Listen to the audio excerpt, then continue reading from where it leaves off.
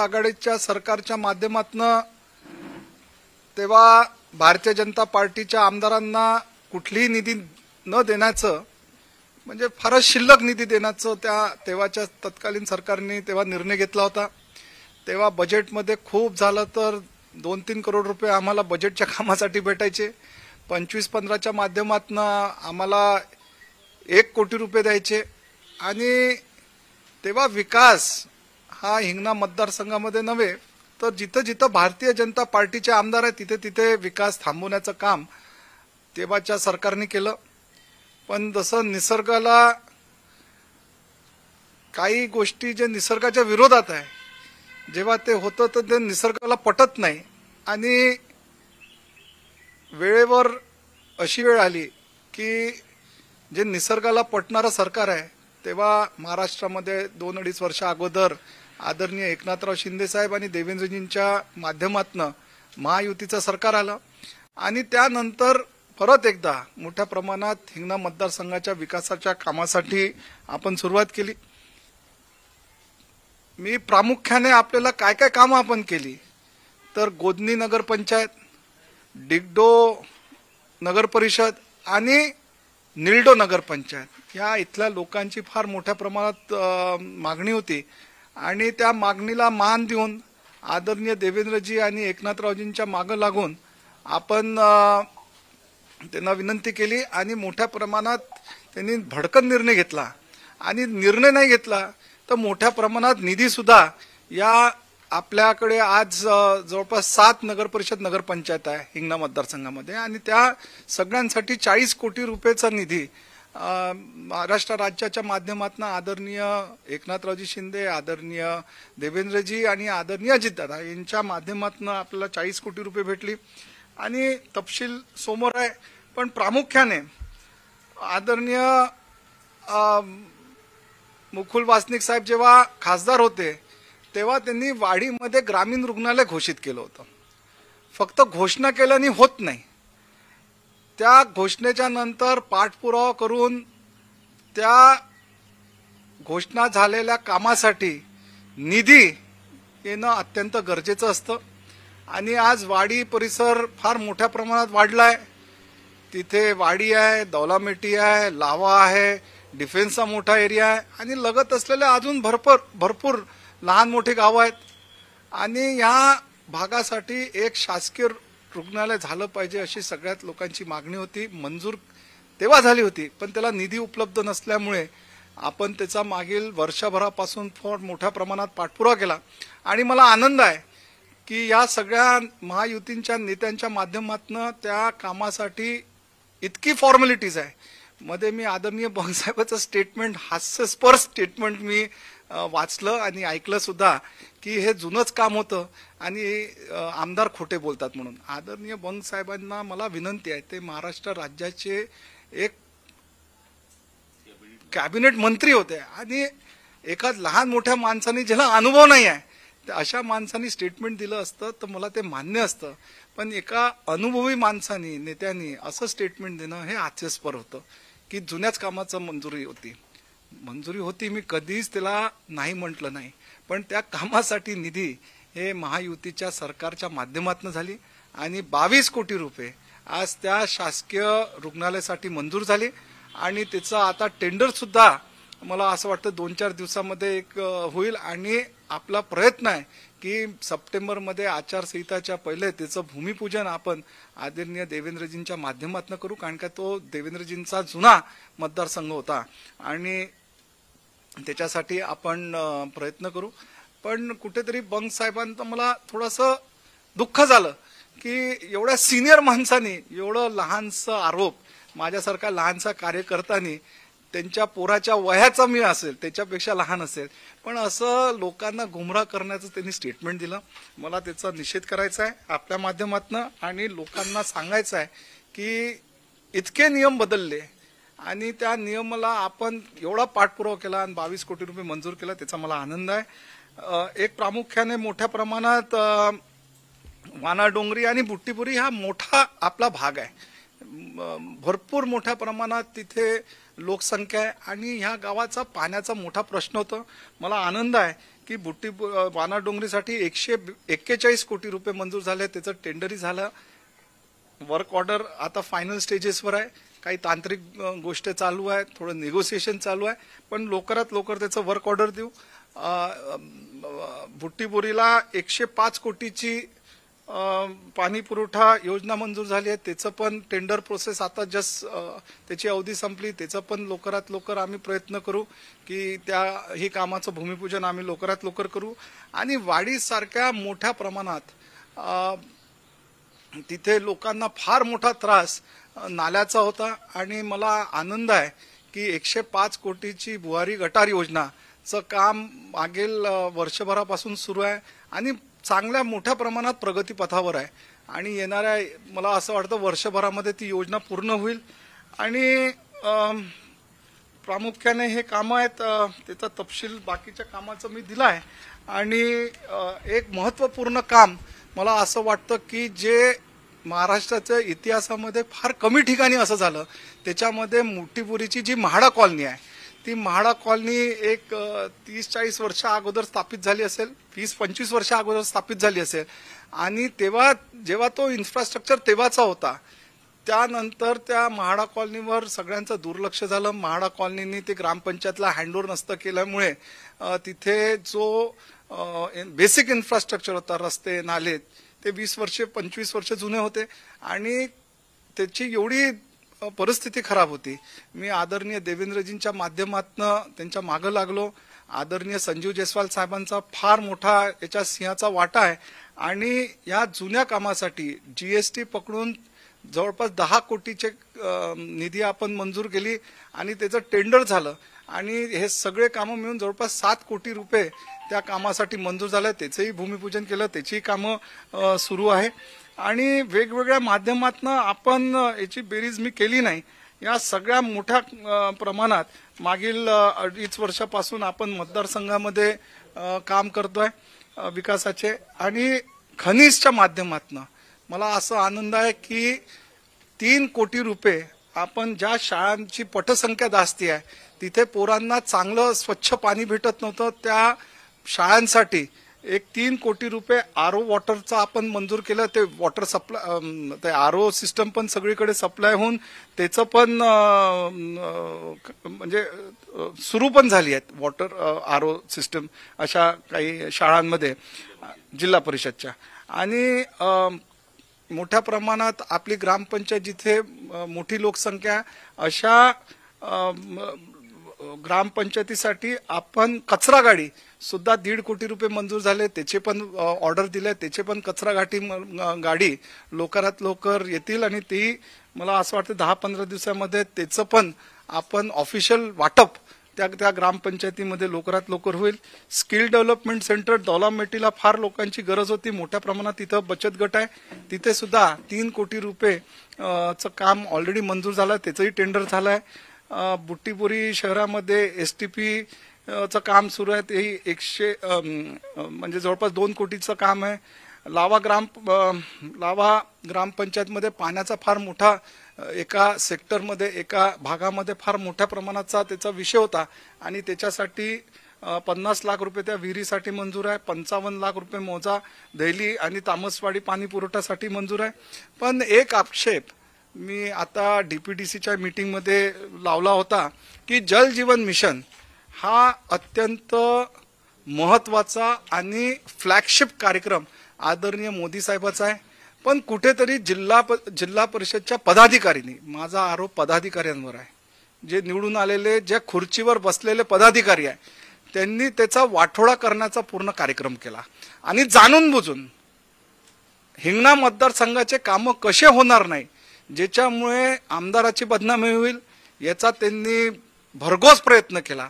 आणि मागच्या डीपीडीसी मीटिंगमध्ये हा जेव्हा मी विषय उचलला, माझ्यावरही प्रत्यारोप करण्याचा प्रयत्न केला, पण शेवटी जे सीओ मॅडम आहे त्यांनी सुद्धा त्या मीटिंगमध्ये ऑफिशियल स्टेटमेंट दिलं की हिंगणा मतदारसंघाचे कामं मागे आहे, आपण माहिती काढून घ्या, त्याचे मिनिट्स बनले असेल, ते का बरं मागे आहे याचं मी आपल्याला पहिलेच सांगितलं आहे. निवडून आलेले जे पदाधिकारी आहे,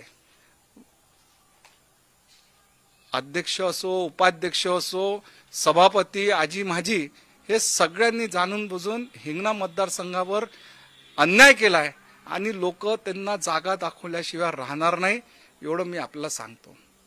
आणि फार विचित्र राजकारण काही भागामध्ये बोखारासारख्या गावामध्ये आहे जिथे आपण मोठ्या प्रमाणात फंड देतो, पण कुठेतरी जिल्हा परिषदचे आदरणीय जे पदाधिकारी आहे त्या कामाला कसं स्टॉप लावेल याच्या मागे दिवस रात्र राहतात. आणि वाडीचा पूल अत्यंत महत्त्वाचा होता, तोही पूल आपण त्याचंही काम मला असं वाटतं 80-90% झालं आहे. येणाऱ्या महिन्याभरामध्ये त्याचंही आपण उद्घाटन आदरणीय गडकरी साहेबांच्या माध्यमातून आणि देवेंद्रजींच्या उपस्थितीत करूया. आणि भरपूर असे काम आहे जे आपण दिलाय. एक महत्त्वाचं काम मी ज्याच्या मागं हात धुवून लागलो आहे की जे आपले सबस्टेशन आहे, मोहगाव झिलपी असो, कवडस, कानोली बारा, वागदरा, गोदनी, इथे मुख्यमंत्री सौर ऊर्जा आपण त्या योजनेच्या माध्यमातून तिथे मोठ्या प्रमाणात शासकीय जमिनीवर सोलार प्लांट लावून त्या सोलार प्लांटच्या माध्यमातून शेतकऱ्यांना 24 तास वीज पुरवठा होईल याचा मी प्रयत्न आणि तेही फायनल स्टेजेसवर त्याचं आलेलं आहे. आणि मला असं वाटतं की तेही लवकरात लवकर आपले ते कामं होईल. क्रीडा संकुलसाठी मोठ्या प्रमाणात आपण निधी आणलेला आहे आणि भरपूर असे काही कामं आहे ज्याची यादी आपल्याला दिली आहे. याच्यापेक्षा मी जास्ती काही बोलत नाही. आपल्याकडे सगळं तपशील आहे. याच्यावर काही आपले प्रश्न असेल तर मला जरूर आपण विचारा. चांगला भरपूर निधी भेटला सर. प्रयत्न आपण 2.5 वर्षामध्ये 20 वर्ष मागे गेलो. ही 2.5 वर्ष आपली सत्ता असती तर निश्चितच. नमस्कार. आणि ह्या 5 वर्षामध्ये मी नेहमी कार्यक्रमात म्हणत असतो की या 5 वर्षामध्ये जी सगळ्यात मोठी उपलब्धी ॲज आमदार म्हणून मला असं वाटतं की मी जी अचीव केलं ती कोविड काळामध्ये जिथं नागपूरमध्ये लोक लाखो रुपये घेऊन फिरत होते बेडसाठी, आपल्या हिंगणा मतदारसंघामध्ये आपल्या शालिनीताई हॉस्पिटलच्या माध्यमातून इथल्या लोकांना एक मोठा दिलासा देण्याचा प्रयत्न आपल्या सगळ्यांच्या आशीर्वादामुळे आपण त्या हॉस्पिटलच्या माध्यमातून देऊ शकलो, त्याचा मला आनंद आहे. आणि हिंगणा मतदारसंघातल्या लोकांना त्याचा खूप फायदा झाला असं माझं व्यक्तिगत मत आहे. आणि जेव्हा नागपूरमध्ये बेड नव्हते भेटत, पण हिंगण्याच्या लोकांना फार कमी अशी परिस्थिती निर्माण झाली असेल की आपल्या लोकांना बेड भेटण्यामध्ये प्रॉब्लेम नाही आला. ही मला सगळ्यात मोठी उपलब्धी या 5 वर्षांमध्ये झाली. जेव्हा कोविडमध्ये लॉकडाऊन होतं तेव्हा जवळपास 7-8 गावामध्ये आपण वेगवेगळ्या ठिकाणी या 7-8 गावामध्ये आपल्याकडे इंडस्ट्रियल एरिया आहे हिंगणा आणि बुट्टीबोरी, इथे मेजर लॉकडाऊन होतं पहिला लॉकडाऊनमध्ये. आणि अशा 7-8-10 गावांमध्ये आपण रोज जेवणदानाच्या माध्यमातून आपण एक चांगलं काम करण्याचा प्रयत्न केला. आणि जवळपास 1.5-2 महिना प्रत्येक गाव म्हणजे 8-10 गावामध्ये आपण जेवणदान दिलं. आणि एक वेळ असा आला होता शेवटचे 10-15 दिवस जेव्हा आपण 50,000 लोकांना आपण जेवण देण्याचं काम केलं. ही सगळ्यात मोठी उपलब्धी या 5 वर्षामध्ये आहे असं माझं व्यक्तिगत मत आहे. आपले काही प्रश्न असतील तर निश्चित आपण विचारू शकतो. जलजीवन मिशनच्या बाबतीत असं आहे, जिल्हा परिषदही स्वतः म्हणते की जलजीवन मिशन जी पूर्ण नागपूर जिल्ह्यात म्हणजे आपल्या ज्याच्याने त्यांनी म्हणजे विरोधातच असल्यासारखी ती शेवटी स्थानिक स्वराज्य संस्था जलजीवन मिशननं वाटोळं केलं असे जिल्हा परिषद सत्ताधिकाऱ्यांनी केलं. आणि समजा आता जिल्हा परिषदचे विरोधी म्हणा किंवा सत्ता भाजप महायुती म्हणा, हे तुम्ही जलजीवन मिशन जे आहे मग आता DPSCमध्ये जेव्हा हा विषय आला त्याच्यामध्ये काही परफेक्ट हे निघालं नाही जातात की ज्याच्यावर आपण जलजीवन मिशनचं कामही नाही करून त्यांनी विरोधच केला मला त्या मीटिंगमध्ये. त्याच्यातून आता काय म्हणजे आता जे विरोधकांनी पदाधिकाऱ्यांनी विरोध करण्याचं कारण नाही. आपल्याही तालुक्यात मला वाटतं 39 ठिकाणी की 42 ठिकाणी जलजीवन मिशनचे कामं सुरू आहेत. आता या कामात आता काय आपण जल जीवन मिशनच्या प्रत्येक कामाचा आढावा घ्या ॲज अ पत्रकार म्हणून, त्याचा काय वाटोळा केला. आणि आज जिल्हा परिषदच्या पदाधिकाऱ्यांना आक्षेप घेण्याचं काय कारण आहे. आज समजा माझ्यावर जबाबदारी आहे काही, त्या जबाबदारीला आणि पूर्ण काम करण्याची जबाबदारी समजा काही पदाधिकाऱ्यांवर होतं, म्हणजे ते समजा स्वतः आक्षेप घेत असेल म्हणजे त्यांनी कबूल केलं का? त्यांचं कबूल करायचा त्यांचा प्रयत्न आहे का? हे म्हणणं काय आम्ही फेल पडलो म्हणून? पण त्याची जबाबदारी कोणाची? आज जिल्हा परिषदला आज जेव्हा भूमिपूजन होत होते तर काही सदस्य टाईट कपडे घालून त्याचं भूमिपूजन आमदाराला न विचारता, आमदारांना न वेळ घेता जेव्हा भूमिपूजनसाठी तुम्ही जाऊ शकता, तर काम फेल झालं तर याची जबाबदारी पण घेण्याची ताकद आणि क्षमता त्यांच्यामध्ये पाहिजे. आणि समजा पदाधिकारी म्हणत असतील की हे कामं फेल पडली तर याचे जबाबदार कोण आहे? अधिकारी अधिकाऱ्यांचं वर्चस्व तुमचा कंट्रोल त्या अधिकाऱ्यांवर नाही आहे का? म्हणजे तुम्ही फेल पडले असं तुमचं म्हणणं आहे ना? तर ती जबाबदारी लोकांनी निवडून दिलं तर ही जबाबदारी एका माणसाची असते. जो माणूस निवडून आलाय, ज्या लोकांनी निवडून दिलाय, मतं देऊन दिलाय, त्या जबाबदारी त्यांची आहे. म्हणजे त्यांनी स्वीकारला पाहिजे, लोकांमध्ये जाऊन क्षमा मागितली पाहिजे, हात जोडून क्षमा मागितली पाहिजे. आम्ही ह्या कामामध्ये फेल पडलो, ते करायला तयार आहे का? फक्त ढकलणं की हे अधिकाऱ्यांची जबाबदारी, असं होत नाही.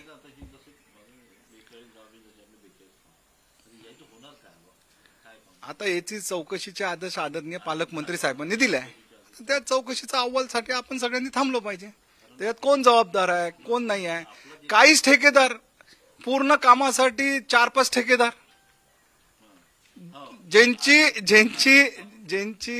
ज्यांची कॅपॅसिटी केपेबिलिटी 1 किंवा 2 कामाचे, त्यांना तुम्ही 10-10, 20-20 कामं द्याल, ते कुठनं करणार आहे? आणि हे फक्त तुम्हाला त्यांची जबाबदारी टेंडरिंग करणे, मॉनिटरिंग करणे, काम होणे नाही देणे, हे त्यांची जबाबदारी. आणि अध्यक्ष आणि जे काही पदाधिकारी म्हणत असेल की अधिकाऱ्यांची जबाबदारी, म्हणजे ही फक्त तुम्ही ढकलू तर शकत नाही. आज समजा काही याच्यामध्ये कमी पडलो तर आमदार म्हणून माझी जबाबदारी राहील. जेव्हा मी जबाबदारीने बोलतो तर त्यांनी जबाबदारीने बोललं पाहिजे, नाही बा ह्या कामामध्ये आम्ही फेल पडलो, लोकांमध्ये जा क्षमा मागा हात जोडून, असं माझं मत आहे. पण आपला एकमेव तालुका असा ज्याच्यावर आपण पाणी टंचाई सभा झाल्यानंतर 2दा या विशेष म्हणजे जलजीवन मिशनवर आपण स्वतः तिथे 2दा सभा वेगळ्या झाल्या, आढावा घेतला, सेपरेट जलजीवनवर हे झालं. त्याचं समोर पण काही पदाधिकाऱ्यांनी समजा ठरूनच हिंगणा मतदारसंघामध्ये कामं नाही झाले पाहिजे, याची खबरदारीने कोणी त्या काम करत असेल तर याची जबाबदारी पण त्याच पदाधिकाऱ्यांनी घेतली पाहिजे. 100% नाही. पूर्ण झाला का हो, निलडो डिगडो मध्ये 2.5 वर्ष कोरोना काळामध्ये ते थांबलं, पण त्याचं काम चालू आहे. लोकांनी सांगितलं की मार्चपर्यंत करू, मार्चपर्यंत अजून त्याला एक्सटेन्शन भेटलं, 1 महिन्याचा कालावधी वाढून दिला, अजून त्याला एक्सटेन्शन, अजून काम चालू आहे. आणि मला असं वाटतं महिन्याभरामध्ये त्याचं काहीतरी, आपण त्याच्यात काही कामं शिल्लक होती त्या वेगळ्या माध्यमातूनही आपण त्याची कामं करणार आहोत. सर्व कनोलीवर रस्त्याचा वेग वाढवायला पाहिजे साहेब. त्याचं नाही, मला मान्य आहे ते, त्या कामासाठी मी जेव्हा रिटायर होईल तेव्हा मी पुस्तक लिहिणार आहे. पण काम आता आपल्यालाही माहित आहे की पावसाळ्यामध्ये डांबरी रस्त्याचं काम होत नाही, पण ते काम माझ्यामध्ये जेवढी ताकद क्षमता होती त्या ताकदीने मी म्हणजे भांडून ते काम मंजूर केलं. वेगळं तुटलेला रस्ता तुम्ही परत त्या मूळ पदावर आणला, त्याचा विषयच वेगळा आहे. तो एनयूटीचा विषय होता, एनयूटी मध्ये त्याचा फक्त मेंटेनन्सचा त्याचाच विषय होता. पण तो मेंटेनन्स म्हणजे थूक पॉलिशनी तो रस्ता होत नव्हता 9 किलोमीटरचा, त्याच्यासाठी त्याला त्या एनयूटीच्या कामामधनं डिस्कोप केला आणि डिस्कोप करून मग त्याला बजेटमध्ये त्याचं काम मंजूर केलं. याच्यासाठी किती मला संघर्ष करावा लागलाय. हा, फक्त पावसाळ्यामध्ये डांबरी रस्त्याचे काम होत नाही म्हणून थोडंसं आपल्याला ठेकेदाराला बोलतो. आम्हाला तुमच्या फार्म हाऊस पासून रोज जावं लागते. तो चांगला रस्ता आहे. साहेब आपल्या हिंगणा विधानसभामध्ये जास्तीत जास्त स्लम एरिया आहे आणि अनेक ठिकाणी जसं वाडी म्हणा, निपाणी सोनेगाव म्हणा किंवा निलडो म्हणा, डिगडो म्हणा, भीमनगर म्हणा, इसासनी म्हणा, हा जो बेल्ट आहे या ठिकाणी पट्ट्या मालकी पट्ट्याचा प्रश्न खूप. याच्यामध्ये मॅक्सिमम जागा ह्या झुडपी जंगलाच्या आहे आणि झुडपी जंगलाची एक केस सुप्रीम कोर्टात चालू आहे. आणि जो माझा जी माहिती आहे, अंदाज नाही म्हणता येईल किंवा अभ्यास म्हणता येणार नाही, पण जी माझ्या माहितीच्या अनुषंगाने ती केस महाराष्ट्र गव्हर्नमेंट ताकदीने लढून आली आणि त्याचा चांगला रिझल्ट अपेक्षित आहे. एकदा तो चांगला रिझल्ट आला, बघा कसं आहे की झुडपी जंगलाची जागा ही जागा पट्टे वाटप होऊ शकत नाही. आता काही निलडोमध्ये ही MIDC ची जागा आहे, त्याच्यामध्ये आपण प्रयत्न केला होता, पण ते कुठेतरी त्यांच्या बोर्डाच्या याच्यात ते येऊ शकत नाही. पण आता आपली निलडो नगरपंचायत झाली, त्याचा DP प्लॅन जेव्हा बनवू त्याच्या माध्यमातून ती जागा कशी काढते, आता ते गोष्ट पुढची आम्ही आज काही बोलत नाही त्याच्यावर. जेव्हा ते होईल तो एक सुखद धक्का तुम्हाला सगळ्यांना लागू शकतो. कारण ते MIDC जेव्हा बनली 60ला, तर पूर्ण निलडो आणि डिगडोची जी गावाची जी जागा आहे पूर्ण MIDC आपल्या कब्जात घेतली, वापरीसाठी त्यांनी जागा सुद्धा सोडली. बरोबर आहे, पण तो ओपन स्पेस म्हणून ती जागा सोडली होती. मग लोकांनी त्याच्यावर अतिक्रमण केलं तो, आणि तो जो जागा आहे ना, नाही तो ओपन स्पेस म्हणून आहे. MIDC ची ज्या श्रमिक नगर असो की निलडो असो किंवा काही भाग अमरनगरचा, ही ओपन स्पेस म्हणून त्यांच्या याच्यात नोटिफाय आहे. पण महाराष्ट्र शासनाचं असं म्हणणं आहे की बा सरकार राज्य शासनाच्या जेवढ्या जमिनी असेल त्या ठिकाणी त्यांना मालकी पट्टे देण्यात यावं. मग MIDC ची जागा सुद्धा राज्य शासनाचीच आहे. हो, पण ती ओपन स्पेस म्हणून आहे. MIDCच्या नियमामध्ये जिथे इंडस्ट्री येतात तिथे ओपन स्पेस सोडणं हे गरजेचं आहे, त्यांच्या ते नियमात आहे. पण आता आपली नगरपंचायत झाली, त्याच्यातला मार्ग आहे माझ्या डोक्यात. नर्सरी जो होती ते विकून टाकली. सर पण तिथे नर्सरी कंपन्या होती. बसल्या. हा. तिथे कंपन्या बसल्या. ग्रामपंचायत समोरची जी जागा होती, दोन्ही ग्रामपंचायत- नेहरूच्या नाल्याच्या बाजूची जागा होती, सगळ्या सर्व विकून टाकल्या. MIDC विकून राहिली. दोन्ही गावाची जी नर्सरी होती ज्या ठिकाणी म्हणजे निलडो डिगडोची पाईपलाईन, म्हणजे जे निलडोला पाणी भेटत होते, दोन विहिरी होत्या MIDCच्या, अधिग्रहण केल्या. आज ती पूर्णच्या पूर्णच या लोकांनी विकून टाकून दिली. सर आपण आणि तिथे हजारो झाडं तोडले या लोकांनी. केली होती. 3 जागा आपण हे केल्या होत्या, पण एकही जागा आपल्याला दिली नाही. आणि आता सगळं MIDC ला विकून टाकलं. MIDC ची जागा भेटणे म्हणजे विकत घेणे आहे. आज हो, तर तयार ती ग्रामपंचायत सर त्यावेळेला. आता आपण एक नवीन त्याच्यातला प्रयत्न करून आलो. थोडंसं थांबा, ती नगर एकदा DP प्लॅन बनवू द्या आपला. एकदा DP प्लॅन बनल्यानंतर त्याच्यातला काय मार्ग काढायचा तेही माझ्या डोक्यात आहे. दुसरी गोष्ट अशी आहे सर, झुडपी जंगलाची ठीक आहे, झुडपी जंगलाचे सुद्धा कायदे आहे की कमीत कमी 5 किलोमीटर पर्यंत झुडपीचं गाव लागून असू नये. आता जसं अमरनगरची गोष्ट केली तर 14 एकराचा जो पट्टा आहे, आजूबाजूला शेत्या होत्या, तिथे लेआउट टाकले त्या लोकांनी. आणि एकीकडे ऑर्डनन्स फॅक्टरीचे बॉर्डर आहे, एकीकडे MIDC ची बॉर्डर आहे, आणि 14 एकराचा पट्टा पडला. तिथून कुठेही असा 25-30 किलोमीटर पर्यंत जंगल नाही आहे. ते गायरान होती, चुकीनं तिकडे गेली.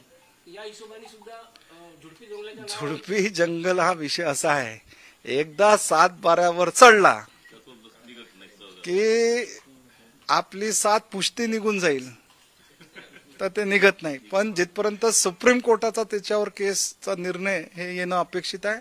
आणि जी मला माहिती आहे ती अत्यंत चांगल्या प्रगतीपथावर आहे आणि आपल्या बाजूला लागण्याचा त्याच्यात संकेत आहे. सर मालकीची जमीन असल्यानंतर ही झुडपी लागली सर.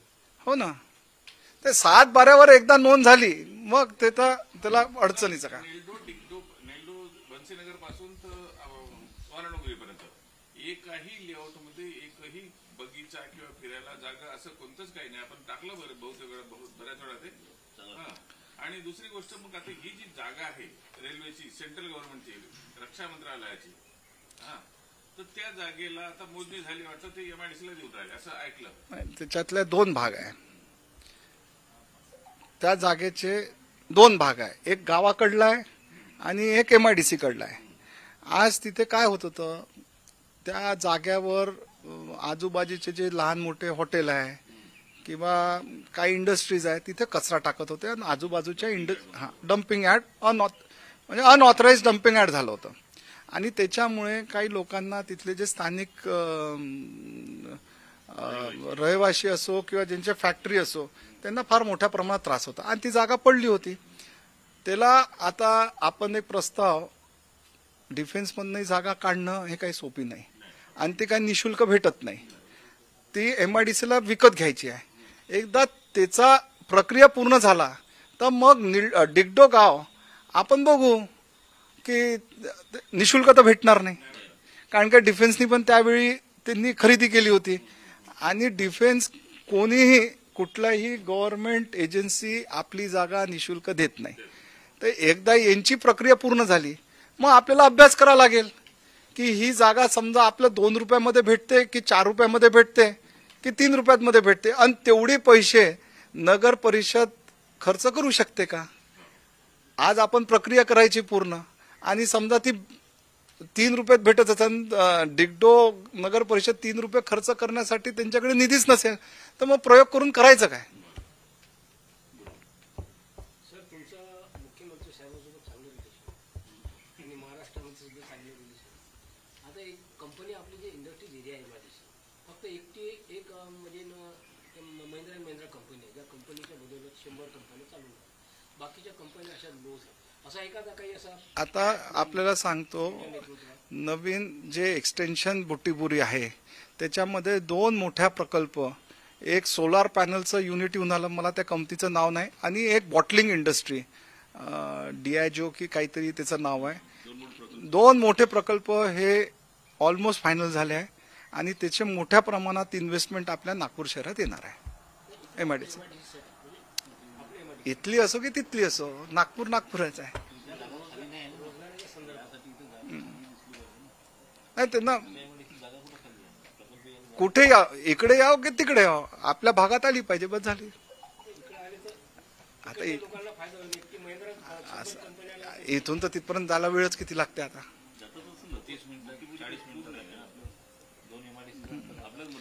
आणि मला असं वाटतं लवकरात लवकर आपलं मेट्रो 2 पण चालू होईल.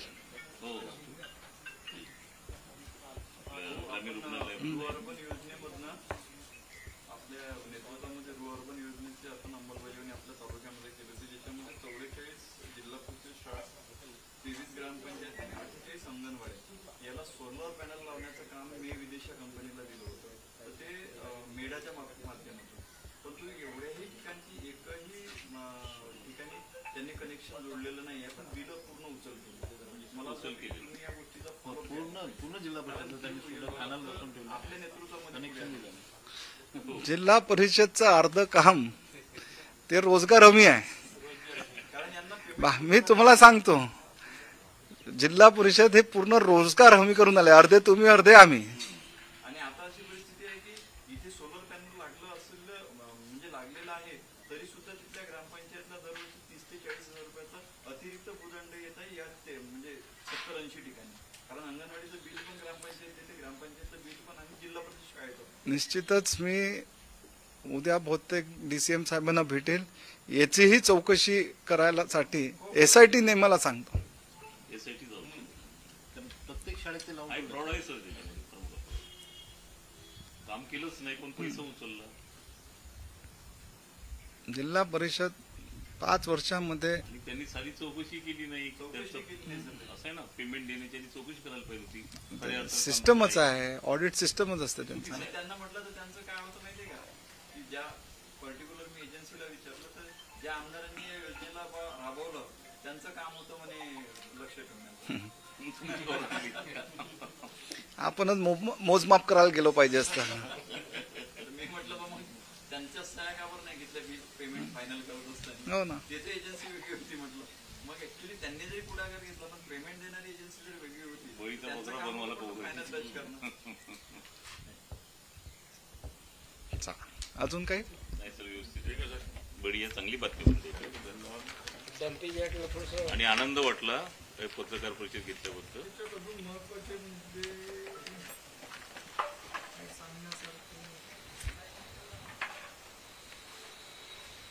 तसं तर इथं सुटसुटीत लिहिलेलंच आहे सर्व आणि ते जे यांनी एक उपस्थित केला प्रश्न सर की आपल्या हिंगणा तालुक्यामध्ये एखादा चांगला पार्क चांगल्या ठिकाणी जिथं उपलब्ध जागा होत असेल मी आता सांगू का? तुमच्या कारकिर्दीत होऊ द्या सर. नाही, 100% आता वाडीमध्ये